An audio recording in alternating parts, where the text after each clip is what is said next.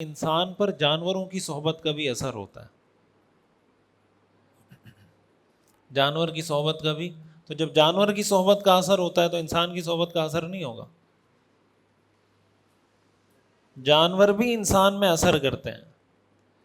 حدیث میں آتا ہے نا کہ المرء علی دین خلیلہ، انسان اپنے دوست کے مذہب پر ہوتا ہے. فلینظر احدکم من یخالل، تو تم دیکھ لو تم کس کے ساتھ دوستی کر رہے ہو. جس کے ساتھ تمہاری دوستی ہے وہی تمہارا مذہب ہے.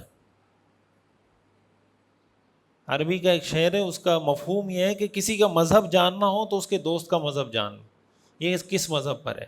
جو اس کے دوست کا مذہب ہے وہی اس کا مذہب ہے بس. ایک بڑی اچھی مثال میں نے کوئی ویڈیو دیکھی تھی، میں آپ کو بتاتا ہوں، بس سبق میں ختم کر رہا ہوں، اس صحبت کی کہ بھائی اس کا اثر کیسے ہوتا ہے یا پہچانا کیسے جاتا ہے آدمی اس سے.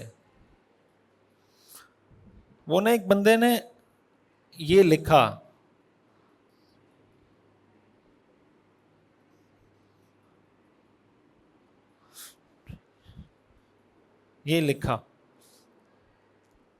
اب پوچھا کہ کیا لکھا ہوا ہے، آپ کیا کہتے ہیں کیا لکھا ہوا ہے؟ ہاں 13 لکھا ہوا ہے. اور کیا بن سکتا ہے؟ ہاں بی بن سکتا ہے. اور اس کے علاوہ اور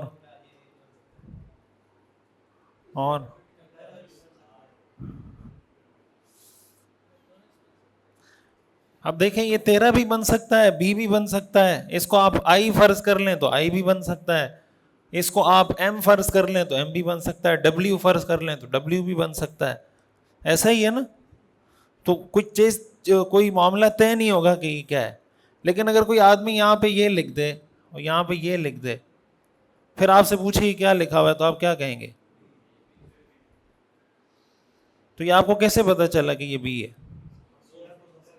اس لیے کہ اس سے پہلے اے ہے اور اس کے بعد سی ہے، تو اس کا کیا مطلب ہوا کہ یہ بی ہے. تو جب آپ کو یہ نہیں پتا چل رہا ہو نا کہ اس کا مذہب کیا ہے، تو آپ یہ دیکھیں اس کا ایک، اس کے آگے کیا ہے، اس کے پیچھے کیا ہے.